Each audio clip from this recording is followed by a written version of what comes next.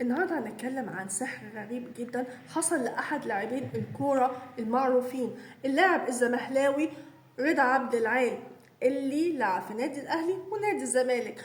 اللاعب بيقول ان هو حصل له سحر، والسحر ده كان غريب جدا، والمصيبة الأكبر ان هو حصل له من حد قريب منه جدا. وعلشان ايه؟ علشان جواز. هنكشف التفاصيل كاملة، بس بيقول ان السحر ده دمر له حياته في الملعب. كان الناس في الملعب كان بيشتموه وبيسبوه وبيقضوا عليه، وهو شايفهم بتأثير السحر ان هم بيسقفوا له وبيحيوه. ومش بس كده، ده تفاصيل كتيرة جدا هكشفها في الفيديو عن تأثير السحر ده عليه، وفضل على المرحلة دي من سيء الأسوأ لحد ما تم علاجه عن طريق أحد المعالجين الروحانيين. هنكشف الحقيقة كاملة. نقول بسم الله.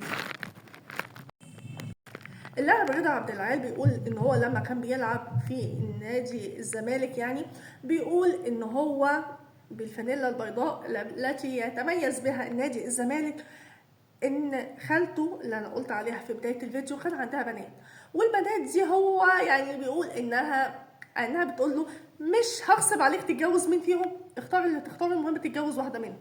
انها عايزه، هي ما قالتهاش لفظيا بس قالتها بتصرفاتها وبافعالها.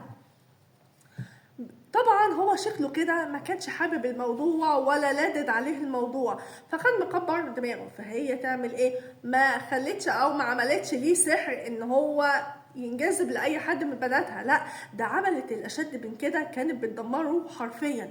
يعني ايه؟ عملت له سحر ان هو كان بيبان تاثيره جوه الملعب. انا مش فاهمه، يعني انت لو عايزه تعملي سحر علشان يتجوز حد من بناتك وحتى لو رافض، طب ما يعني هو مش مفروض، يعني المعروف ان هي بتعمل له سحر ان يبقى معجب ببناتها زي الناس المؤذيه اللي ما بتعمل.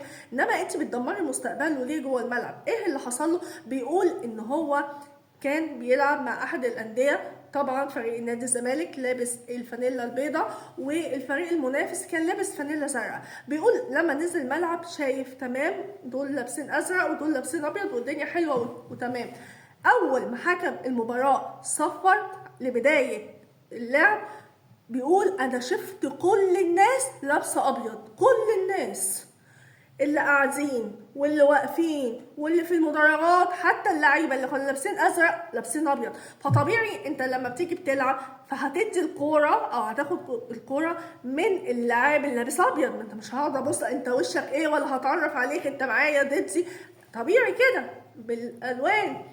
حلو التلفزيون بالالوان دي. فبيقول ان هو كلهم بعد الصفاره اتقلبت الفانيلات في عينيه ابيض، لدرجه هو بيقول ان انا ممكن ادي الكوره لاعب تاني انا بحسبه ان هو من فريقي بس هو من الفريق المنافس. فطبعا كل الناس اللي واقفين فوق بيقولوا ان هو شايفينه ان ده انت خاين، انت بتخسر فريقك، لدرجه ان هو ممكن كان بيساعد الفريق المنافس ان هو يعني باصلهم كوره ولا حاجه فيدخل جوان في فريقه. فطبعا يحصل شتايم، طبعا انتوا عارفين ان هو هيحصل ايه من الجماهير، فطبعا يحصل شتايم، يحصل دعاء عليه، يحصل ويحصل ويحصل، ويشتموه باسمه. هو بيقول انا شايفهم ان هما بيسقفوا لي وبيحيوني ويعني شايفيني الفريكيكو بقى اللي ما حصلتش، وانا فرحان جدا. يعني هما بيشتموني وانا فرحان وبحييهم وهما وانا بيقول شايفهم بعينيا ان هما بيحيوني وبيسقفوا لي. بيقول طبعا فضل على الوضع دوت ولدرجه الهجوم اللي كان عليه، وهو كان مستغرب ازاي انا شايف الناس كده، لدرجه طبعا ناس مقربين ليه ودوه لاحد المعالجين الروحانيين، عرف القصه من اولها ولاخرها وعالجوه من اللي هو كان فيه.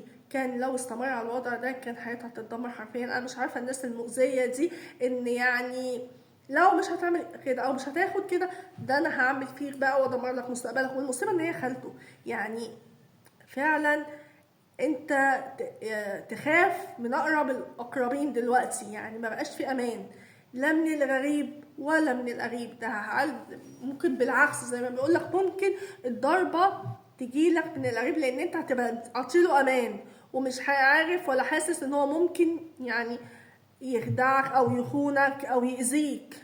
بس للاسف بجد في زماننا ده ما بقاش في امان. تابعوني في حكايات مرعبة جدا عن السحر مع لاعبين الكورة. تابعوني.